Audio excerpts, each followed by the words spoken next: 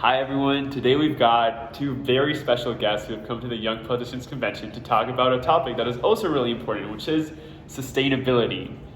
If our two guests could introduce themselves. Yep, good. Hi, my name is Nani Pajunen. I work in the sustainability field, and my target is to make transition towards sustainable and fair global economy, so quite big task. So great to be here. Thank you for the invitation. Thank you for coming. I am Tua Iivanainen, and I am really interested about this topic, and it's really nice to be a part of this conversation, which is a really important and always present topic nowadays. So thank you, I can be here. No problem, thank you for coming. So we're going to talk about a few different topics within sustainability, and we're just going to kick it off with the first, which, since we're all inside of the European Union right now, how could we actually achieve sustainability, like full-on sustainability inside of the Union, without depending on countries like Russia, who maybe we shouldn't be depending on in order to access energy, for example? Yeah, that's actually a big task, and like I said, the target is to make change in global economy. Of course, European Union countries are we have important role in European Union. However, we are living in an industrial world where the value nets are global, so we need to take all of the countries, all of the companies in this transition. So, but European Union have really good environmental policy, and we have had that quite many years already, and we are also setting new targets all the time from the perspective of sustainability, so it's good. And also other countries are following what is happening in European Union countries, so I think the policy environment is quite good. However, we need to make actions as well, not only targets but actions. What is your point of view, Tua? I think independency of being dependent of any country can be really difficult, because if you get in trouble with that country and the nation, it risks the whole economies of other countries. And I think and it can be also difficult, for example, Switzerland, who is dependent of oil imports, and if they get in trouble of anything, like other nations can just do bans on oil imports, and that's it. And in any conflict that can be a tool, and it can be a safety issue. Yeah. So what would, for example, the role of countries like Spain and Portugal play in such a case scenario? Like, from my point of view, with using parts of economics with comparative advantage, Portugal and Spain definitely have a comparative advantage in the production of energy, right? Through solar means, solar panels, and even other renewable sources. So should the European Union, for example, subsidize these industries in these two countries particularly, because they can produce so much energy and then supply all this energy to the rest of the EU? Mm-hmm. Should they do this, or should they kind of try to each have their own set of renewable energies to be subsidized? Mm-hmm. I think that every country should take the advantage that they have. For example, Spain and Portugal, they have sun during the whole year a lot, so they can take the advantage of solar energy. And for example, Denmark, they can take the advantage of wind energy. And I think every country should take the benefit of their own strengths, and the countries should subsidize on that. And but that's also interesting, again, from the sustainability perspective or sustainability crisis perspective, because the nature doesn't see the borders. So should we also think about, like you said, that we should maybe produce more green energy based on solar energy, for example, like you said, here in Spain and Portugal, and focus maybe the farming in the areas that we can farm in sustainable way. However, because we are living in different countries, and we have our own economy in every country, even that we have in the European Union some common targets as well. It's a question about democracy and trust, and I think also in this transition it's a question about trust.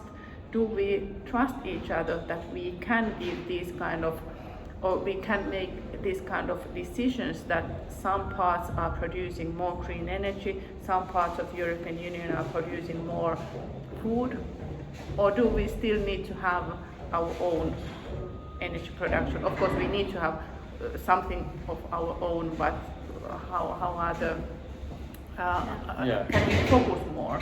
Yeah, I exactly. think it's really interesting question, but I think the trust it's really important part of I it. think that the nations should see the climate change or as a common enemy, which would collaborate and unite all the nations to work together against this, and it would create the trust between the nations. And without nature we don't have economy, and actually without nature we don't have future. So it's like you said, it's common enemy.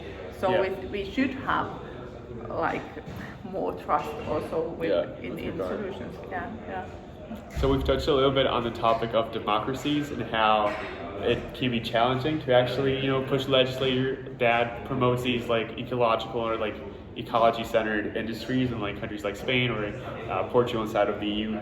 So what kind of advantages do autocracies have? For example, China has been streamlining their energy transition for a few years, and they're currently the world's one of, or at least the world's largest producer of solar panels.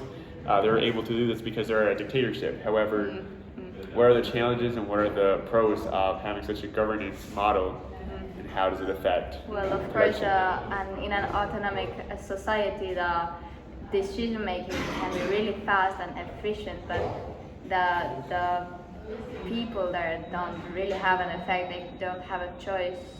They don't have as much power as in a democracy.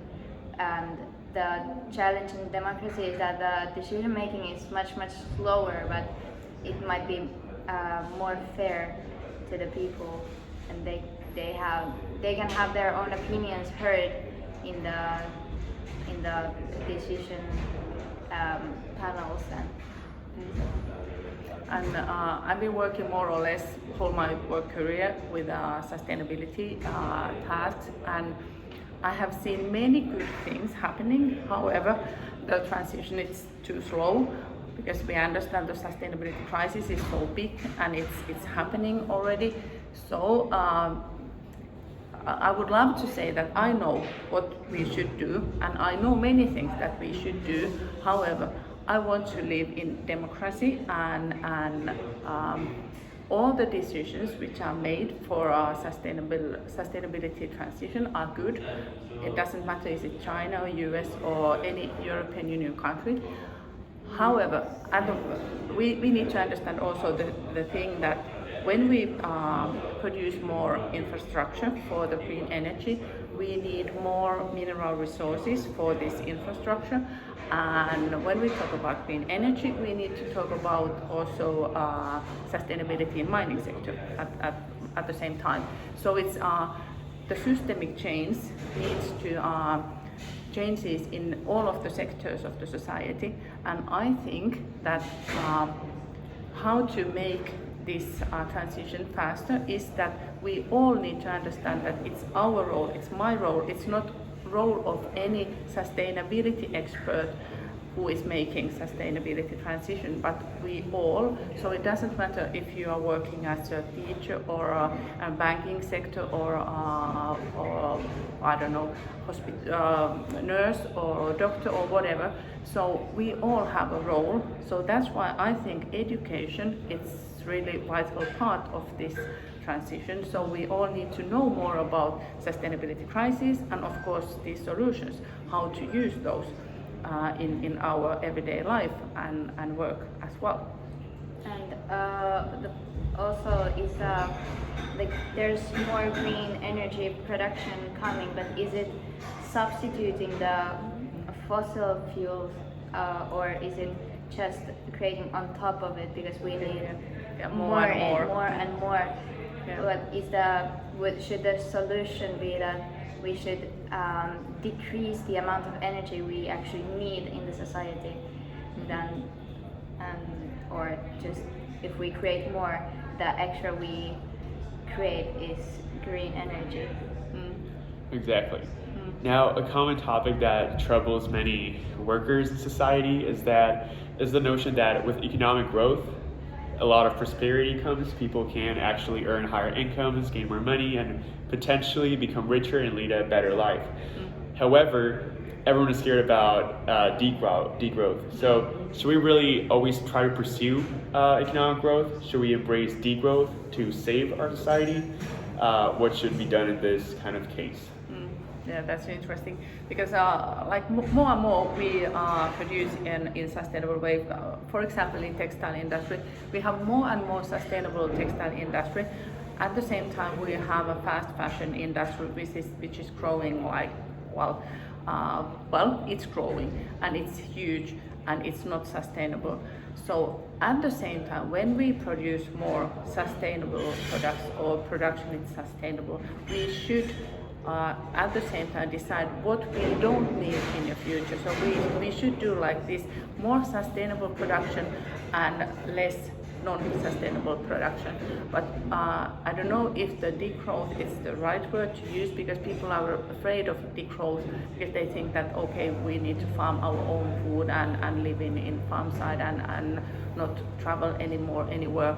So but that's not the question, but we need to think what we don't need actually in the future. Do we really need like fast fashion as much as we have today?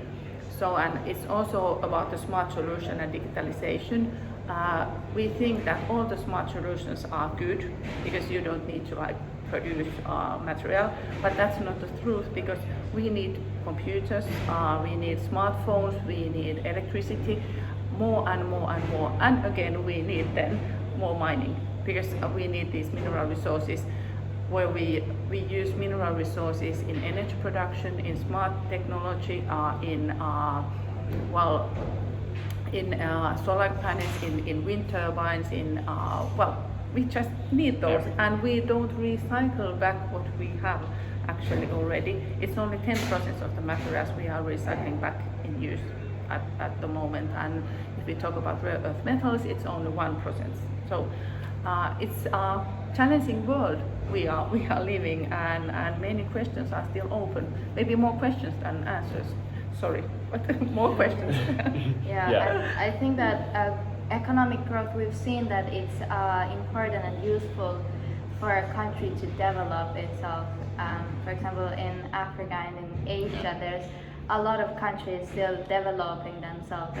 They need the economic growth as a tool to become in the level as the Western countries. But whereas the Western countries, they are so developed already that the economic growth is not vital anymore. And that's why we can already talk about degrowth, maybe, or at least like decreasing the consumption of what is not necessary, like fast fashion or those stores which sell those products that are so useless, like, and like people buy stuff only for as a hobby but not for use. That's why I think it's important to talk about fair and sustainable global economy, because the fair is really important word here.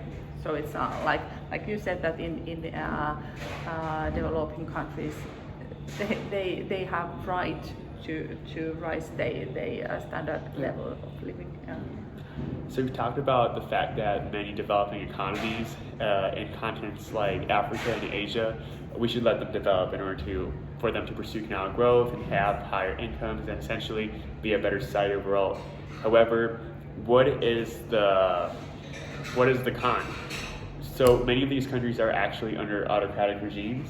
Should we, knowing that they are under these dictatorships, still try to allow them to develop? I think it should be like that, because the people in there should have the right to access all these public services like healthcare and education.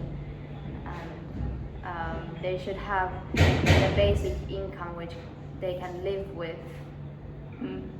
Yeah, I have practiced this idea of what does fair and sustainable economy mean, and I call that 100 units economy, because we are facing so big challenges that it's difficult to really understand this wholeness. What does mean the economy which is living, because we have only one planet and we should use only resources in sustainable way of this one planet. So 100 units, it's easier to understand, and the task is to think, what do we need in fair and sustainable economy and what we don't need.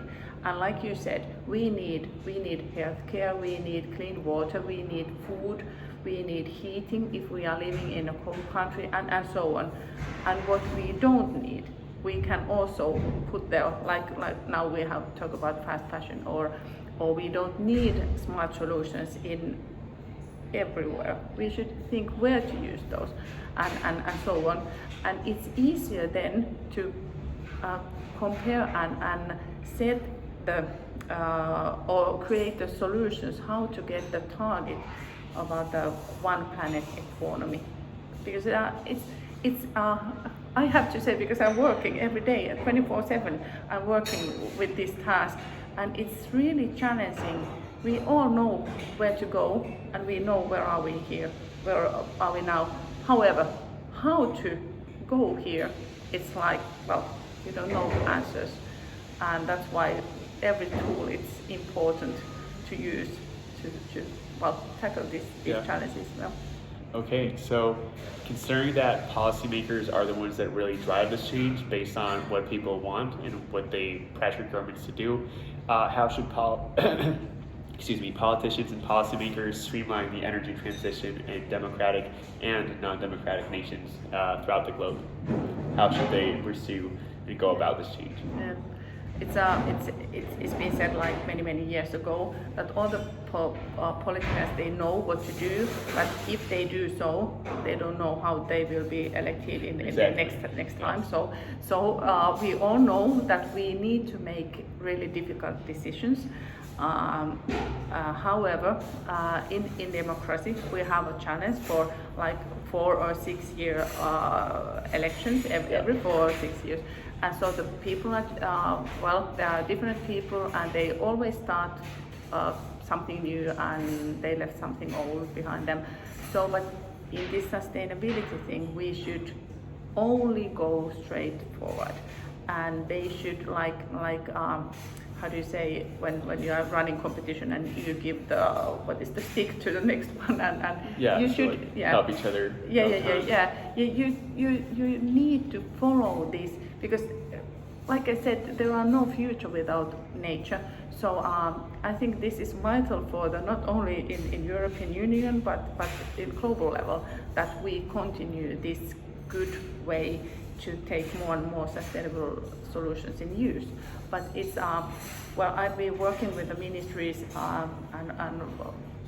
so there are some difficulties, like we all have to understand the systemic change. Like if we talk about green energy, we need to talk about mining, and we need to talk about financing sector, how to finance these changes, and how to say that we can't produce any more non-sustainable anything, and really difficult. And that's why people, they don't want to say this aloud, but maybe it's time for that. I think politics is really difficult subject, and there's always, in policies, there's two sides, and there's always people who benefit and people who don't benefit, and the politicians, they get a lot of crap in their neck and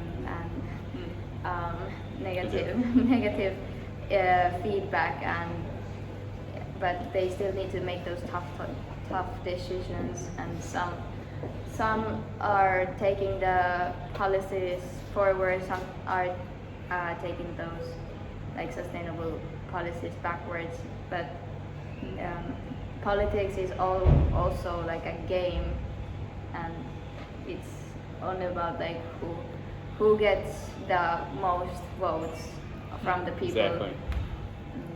So going back to what you mentioned, how you said that regardless of the events that occur in a specific point in time, streamlining of the energy transition should always be a straight line, always trying to go further, always trying to, build more progress. Then what was your opinion about how, for example, in Germany in the last European elections, the votes that the Green Party, which is a party that usually tries to promote, environmental preservation, more, renewable energy sources, they lost a considerable amount. Okay, now let's continue. So the question I was going to ask is, currently with the European elections, we've seen that the Green parties, specifically in France and Germany, have lost a considerable amount of votes. Now, going back to what you said earlier about streamlining this energy transition and trying to always keep environmentalism in mind in order to always remember that when you protect our environment and try to become eco-friendly, how could you try to sustain a salient and considerable amount of votes going to these Green parties over a long period of time without these votes being lost to issues like migration, wars, and social security, for example? How could you streamline this? I think again here the main thing is the education, that all the parties understand that it's also their role to be part of this transition. Of course, Green Party, it's really important, and they do really important work. However, I think that we all should more and more focus on these sustainability challenges. And I of course I understand that there are many other things as well, but I don't know. I can't say this enough strongly that it's really our thing. It's not their thing or your thing, but it's my thing and your, because it's our role to make this transition, and that's, I think, it's the most, maybe one of the most difficult issues also here, because people are trusting, okay, we have Green Party, or we have sustainability team in our company, or we have a sustainability expert in our city, and okay, they will take care of everything. But that's not the truth. We need to take care of this. So, and I think this is the same in policy, like in companies, and yeah. And I think that depends on what's happening in the society currently. For example, right now there's like 2 wars, big wars in Europe, and it's taking like the focus in the newspapers and in people's minds, and that's why they want to promote, or they want to vote parties that are taking that topic as their priority. Yeah. And people and those Green parties, because they promote, like they have always promoted the transition and green economy, and people might get tired for that, because in the end, like people's minds are kind of impatient, and they got tired, like, okay, it's the Green Party, they are doing what they're doing, but now it's important to take an action in this immigration or this war issue, what's happening right now, and not as much in the green policies. Although the climate change and the nature is vital, it has been and it will be every day. And actually behind the immigration challenge there is sustainability crisis, because if we are lack of water, like in many areas already in planet Earth, so people can't live where they used to live, and that's why they need to move somewhere else. So sustainability crisis and conflicts with the conflict minerals, and because when we are losing resources, we start to fight for our right to own water, own natural resources, or whatever. So it's behind of quite many challenging things. So it's as a wholeness, we should understand this. And I agree that education is in a vital part of this, that everyone understands that we need nature in order to have future. And everyone, that it is our issue, and also the wars and immigration, they are our issues. We should take actions in every part. Like, we should promote everything. We should prioritize everything. So also, as this environmental movement surges forward and is growing bigger and bigger, and more people are actually taking care about the environment and thinking about it, the opposite is also taking place. There's actually 2024 is a year with a record number of climate skeptics, people who do not believe in climate change or in the environment, or believe this is not a human caused phenomenon, believe it's natural and we should deprioritize it and focus on other issues like migration. What would your opinions be in tackling such opposition towards, the climate, not suppression, but preservation? And how do you think we should go by to try to smoothen out this opposition and try to make everyone cooperate a little bit more in order to always prioritize the environment a slight bit? I'm actually quite worried about the issue that we are making decisions not based on facts and research results, and more we trust people who are just like shouting from the bushes, or like telling the facts with non-facts, and all the people who are working in research field and really go deep and understand the challenges and solutions, they don't get their voice. People are not hearing and listening their voices, and they are when they are telling the facts, where are we now? And it's the same thing in policy, and every now and then also in businesses and so on. So that's why that's the thing. I think it's also one big challenge in this moment we are living at now. So I don't know what is the answer. Like I said, there are more questions than answers, but we should still give facts and make research and more again educate people to follow the right news and trustable channels where they can really get the facts and base their decisions on those facts.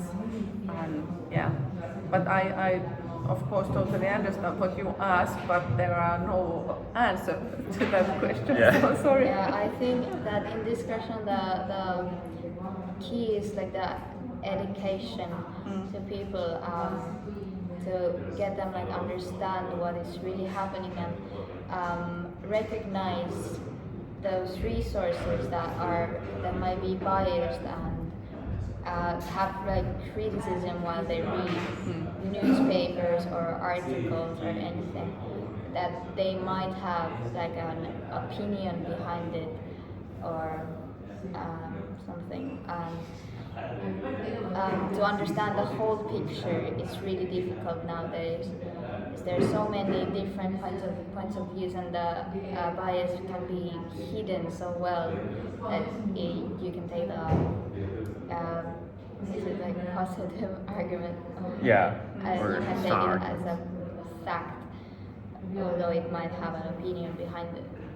And systemic change is so big and difficult thing to understand. It's also then easier to follow, easier ways to make decisions.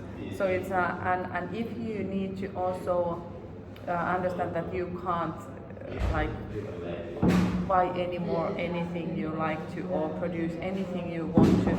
Of course, it sounds not fun, but at the same time, we should see the good future. We should see the positive things which are happening when we make this transition, and it's a good way to go forward, and not like it's a like negative future that okay, we can't consume anymore anything. And so I always try to keep up positive thinking and really believe people and give some kind of pictures of good sustainable future, that it's easier to understand that okay, it's a good place where we are heading. I think that in the messaging ways, they should promote like the positive way of telling things, because getting someone like stressing and anxious about what's happening in the world doesn't motivate them. It doesn't help us get forward with the things. We should promote like what the positive news, what's happening currently. However, we have to be aware about the issues too, but through positive communication, we can build on more. Several people today argue that they do not support the environment because there's many issues that are directly much more relevant to them in their daily lives. For example, high tax rates, which means that they are not able to spend as much money on utilities that they need in order to survive, such as food and water, costly accommodation, safety concerns, as I previously mentioned, because of migration or changing demographics. How can we make sure that these people actually do support the environment, even though they've got concerns that are like directly more relevant to them? I think from that point of view, the drivers and the policy is, it has an important role, because if we see that non-sustainable product anything, it's cheaper than with a sustainable production produced product. It's so we could give some kind of economic tools to change this situation. So in business, always the sustainable product should be cheaper than non-sustainable, and there we can use like taxes or some harm payments or whatever, and we should react immediately when we saw that this is not happening in a fair way in economy. It sounds like, well, are we changing the market, free market economy? Somehow we are, but at the same time I have to say that, well, governments are give funding for the industry. They should just turn that so that it gives funding only to the sustainable production. So, but of course I understand that if you need to make solutions in your everyday life and you don't have money, it might be unfair to say that okay, you need to be afraid also about the sustainable future if you're afraid of how to handle your everyday life. So that's why maybe we could help them to live in sustainable way in a society, in a our decisions which we can make. And of course, nowadays the sustainable or more sustainable products are more expensive, and now the families with better income have the choice that they can choose the better option, and it's difficult, yes. And I think people need to prioritize their daily needs, that if you can't afford if you need to think about what food can you afford, or if you can't afford a meal during the day, you don't really have the option of if you choose like the organic one or not. And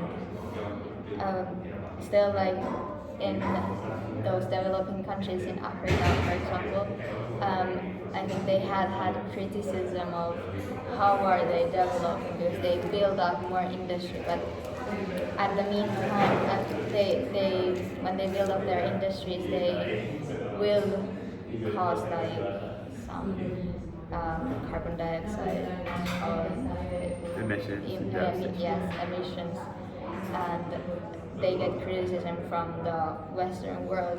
while the Western world has developed itself by doing the same thing. And at the same time, I hope that they don't copy this overconsumption model that we have in industrial countries, but they can jump over that bad phase of living and go straight to a more sustainable way of living. And of course, we can't solve the whole sustainability problem with everyone, because we need everyone on the same side to solve the problem that touches everyone. And while there's many social conflicts in the world right now, so we are not able currently to solve the global problem of sustainability and running out of resources. It is commonly known nowadays that we are actually capable of engineering the food we eat through GMOs and Cryptor and other such technology. We can actually make food more sustainable by, for example, making plants absorb less water, engineering meat in labs. Therefore, there's no need to cultivate crops that are just dedicated to livestock. What is your perspective on the European Union being skeptical towards this new technology? And should we try to embrace more of it in order to save our world now that we are kind of messing it up? Well, nowadays the food production has exploded. Those farms, there might be so big scales that you can't even imagine that. So substituting those large scale only commercial farms with more sustainable, with technology, which would require less resources, less water. They would be more efficient. It would be a good choice, but having also smaller scale farms, which can be more organic and have different livestock with them and not so commercial. I think you can substitute those big large scale farms with those new technologies, but still have smaller scale farms as they are right now. If we talk about food production, we should also talk about meat. We shouldn't eat so much meat because that's the one big problem. Of course, new technologies are one answer, but it's not only answer. And I say that even that I'm an engineer, I think that we need new kind of technologies in many areas, but it's not the one thing. It's not the silver bullet we can solve this big challenge. However, we need to, at the same time, we need to create new kind of production ways for food production, or also in other industries. And for example, I'm working at the moment in the project that we are trying to use more waste heat from the industrial processes and CO2 to grow food. And those are this pilot case is happening in the big industrial park, and because why not? Because now the process industry, they are producing a lot of CO2, extra CO2 and heat, and it's a challenge because where do you put all of the heat? And of course CO2, we know that we have too much CO2. So in farming we need those. So it's like one kind of example where we create new kind of technologies, because we need to also restore the heat and CO2 and collect that and so on. So there are many things still to solve. However, it's one thing that we can create something new. But I have to say that we need to also think about what do we eat, because we are lack of water, and meat production needs a huge amount of water and areas. So and the biodiversity loss. It's because of use of natural resources and areas like in meat production. So it's a good question. And are you ready to change your eating habits? Yeah, and like it's important to understand that currently majority of the land that is used for crops, it's used for growing crops for the animals that we grow, and which are used for meat production or something. And like you need to understand that a cow needs more food than a human needs, and then you get from a cow you get after X amount of years you get meat for 10 persons maybe, and it would be more efficient if there would be less meat consumption because it requires so much energy and time and resources, and what it gives is then I don't know less than you expect. So let's talk a little bit about city infrastructure. There's cities around Asia, specifically an example that really comes to mind is Singapore, that have embraced the concept of being one with nature, being one with the forest, to the point where you walk in Singapore streets, you feel like you're in a forest because everything is so entrenched with city life and nature alike. Should we try to create these natural metropolises in America and Europe in order to feel as though we were walking in urban forests where everything is green and biodiversity is preserved while we can make our consumer choices and lead our lives? I think that greenery in metropolitan big cities is vital. For example, in hot countries like Spain or Portugal or Italy, the trees in the cities, they cool it down in the summers, they give shade, they give protection, and they take CO2 from the air and they produce oxygen. And also the forest and the trees, they also give an aesthetic view, and they give they give biodiversity and habitats for animals. Yes, and I believe that built environment sector as a whole is more than itself, because how we plan the areas we are living and working and where we have transportation, it's vital for the sustainable future. How easily we can take sustainable solutions in use our everyday life. It's based on how we plan the areas. And like you mentioned, Singapore, it's a good example how to also integrate nature and the area where are many people living. And more and more we are understanding that this is, like you said, that it's also good for health and for humankind to live in those kind of cities because of the climate change, and the cities are so hot that it's like, well, you can't even walk there daytime. Like we have had these heat waves in Southern Europe, and then in France they decided to grow trees in Paris and so on. I really like this movement, and this is also growing movement globally. Moreover, the green areas, they can protect from the heat waves, but also in the case of floods, they can absorb the water to the ground, and it's also a strategy that the streets don't flood too much.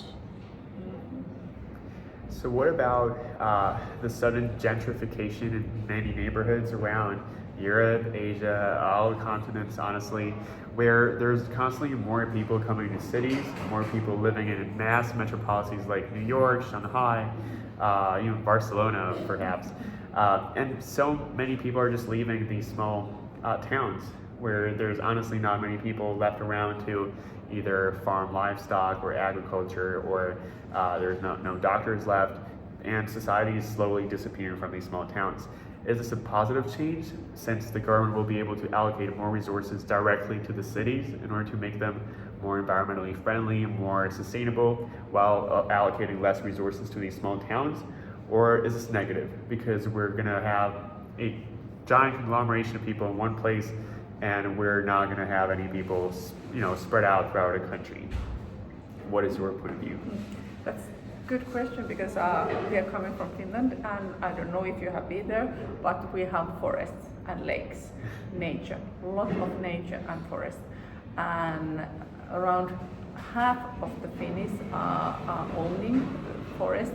And then in European Union there have been a lot of discussions how to use these forests, and is it okay to use those forests, and how much we can use those, and what is sustainable way to use those, and it's a difficult question to the owners. Some of the owners, it's their business to own forests and use those, but in Finland we have seen this movement, like there is a lot of talking that should it be like big national park, the whole Finland, all of the forests, because in Scandinavian countries, also in Sweden, the same situation, that there is a lot of nature, and in some parts of European Union countries there are more like parks. The forest it's more like a park, and in Finland at the same time we have this kind of small villages and small houses where there are no value anymore on those houses because of the movement. Like you said, people are moving away from countryside, and it's from the individual perspective, it's quite challenging if your house there is no value, and if you move to city and you start like from zero. So these are like, well, now I said two different things, but the forest and nature in Finland, it's a big thing, and there are really many small villages where the people can't find work anymore, and there are like two questions: how to use forest, so is it business anymore in the future, and how to work in these small cities. Is it future? Young people are moving out from there, and then there is no value of the houses. So I think that in country it should be that people are living around the whole country, but of course I understand that they need to have also work and incomes from somewhere also in the future. And if there are no workplaces, what else you can do? But like when we talk about food production, those old kind of farms where you grow many things and you have some animals there, is that one solution, that maybe we go back to the history and start again this kind of farming, that there are like growing things and animals, and you have one like family a farm with more biodiversity. Yeah. And one family can live with that farm, and yeah. I think this is a really complicated question. There's like hard to answer, but there's also the point of view that if everyone is centered in a one city, there will be a lot of consumption centered, and there will be the pollution will be centered in the one place, and also if there's also the question of safety. If everyone is living in 3 places in the country and the whole nation everywhere else is empty, like someone can just attack there, it will be a safety issue for the nation. And for example, I know nations that have strategies that they promote those small villages and towns that you can, for example, have a free university study in a small town where, but at least if there's someone living there, it makes a difference. Yeah, it makes a difference, and it makes more security. So let's quickly and briefly touch on the topic of investments. In the world today, we've got two major game players. We've got the government and private enterprises and corporations and individuals. Certain nations embrace a more socialist kind of government, for example, Spain and many democracies throughout Europe, whereas many other countries embrace a more capitalist sort of like economic model like the US, where corporations are given many tax cuts and they are responsible for their own investments and how they deal with the money that they receive from profits. Should we allow corporations to be the ones to decide how they manipulate their investments and which green policies and strategies they implement in society or in their businesses in order to help the environment? Or should we rely on the government to induce more taxes and taxation on these corporations in order for the government to implement the change? Should we leave it up to corporations and make them reliable, or to the government? I think that, well, in businesses and companies, the main target is usually to make profit. And I think that the government could make policies that guide them to the way of making profit with knowing the consequences of the production and making it more sustainable. And for example, there's these taxations that if the production emits a lot, then you have to pay the tax for it. But you can also have the choice of not producing as much emissions, which leads you to pay less taxes, which leaves the choice to the company to choose if they want to pay or not to pay the taxation of their production.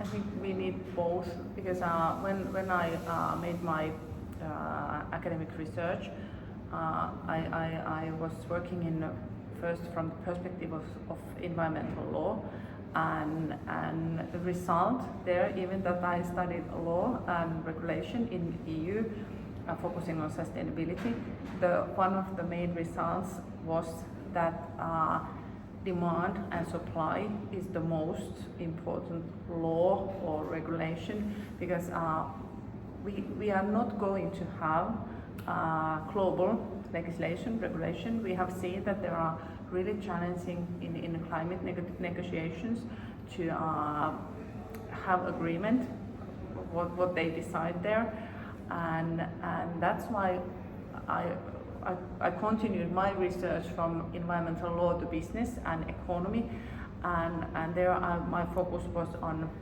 global value nets.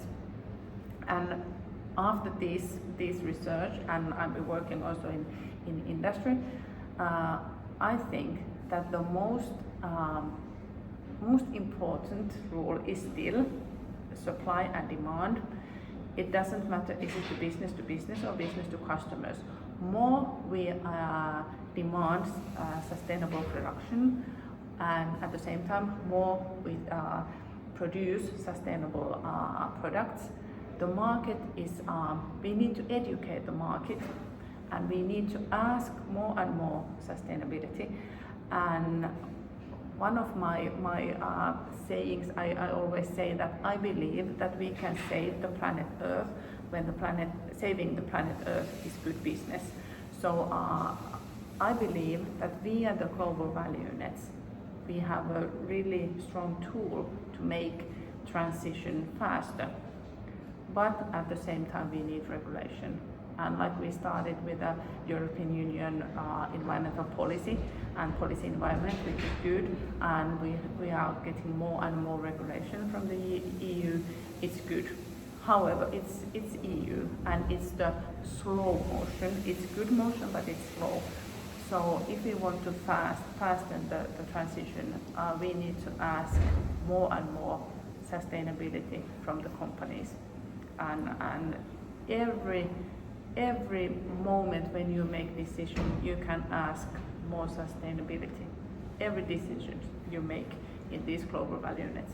Yeah, I think it's important to understand that if people want products that are sustainable, then the companies Are producing will those. Yeah. produce them. Yeah, like you said, because it's a business, and there are no business if you don't have market and customers. So it's crucial for them.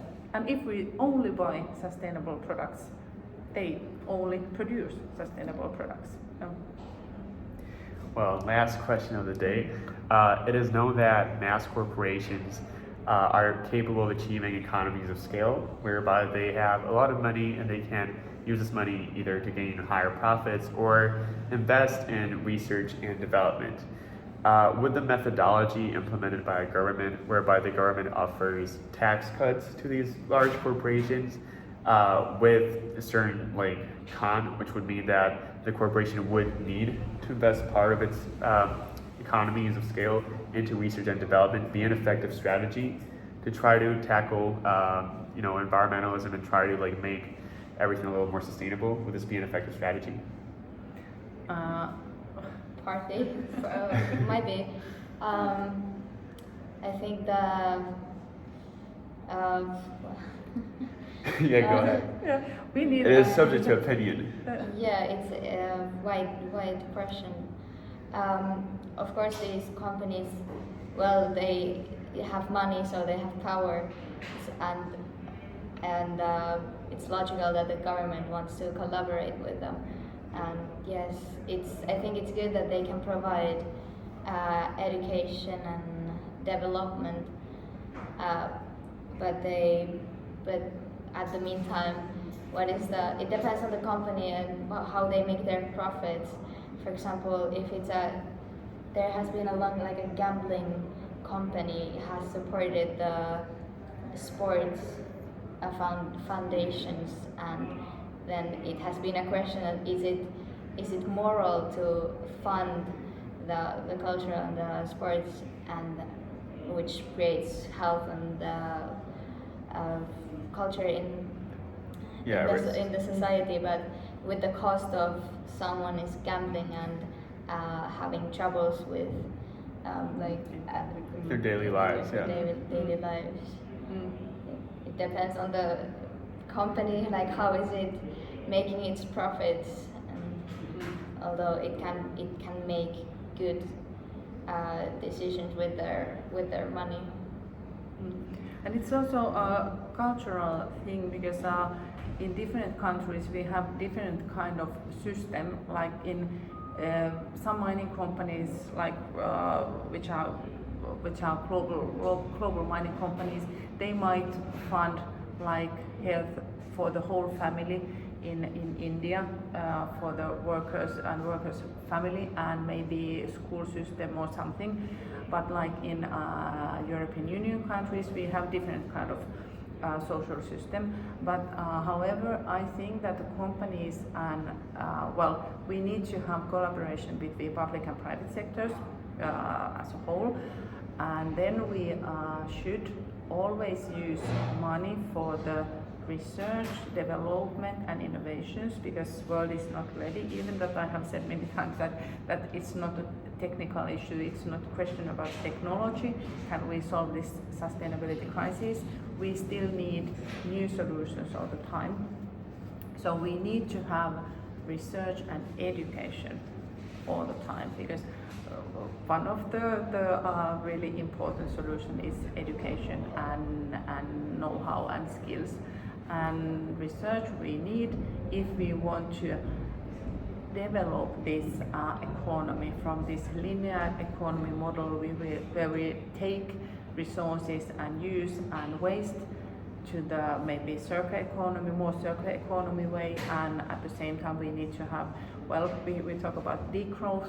I don't know if the degrowth is a good word, but we need to produce more sustainable products and less non-sustainable, and we need new kind of understanding, and that's why we need research and development. So but I think it's also a question about, if you have money, think where to use that money, and I think research is really important place to put extra money if you have any. Okay, and just to finalize, a closing remark from both of you. one key takeaway from all of this discussion, what should the audience take from you home? Could be about any of the topics. Well, one thing, it's our thing to make this transition happen, and today it's a good day to start. So think about every decision. It's like 0-1. Would you like to live in sustainable and fair global economy or not? And every decisions are important. It doesn't matter if it's in your everyday life or if it's in a high policy level or in a big company, it's important. And if you want to learn more about sustainability, you can study around the world sustainability things, and you can take courses in universities around the world. And of course you can ask more about this. Thank you. I think that like collaboration is the key, and of course that if you have a will, you have a do. And you find the way. Yeah. Okay, well that was it. Thank you, Nani Pajunen and Tua Iivanainen for being here today. It was a pleasure. Follow them on social media. They're incredible people who have a lot of good things to promote, and they are key stakeholders in this war against non-environmentalism. So thank you for joining. Thank you. It was great to discuss with you. Yes, it was a good discussion. Thank you for coming. See you in the next episode. Yep. Bye-bye. Bye.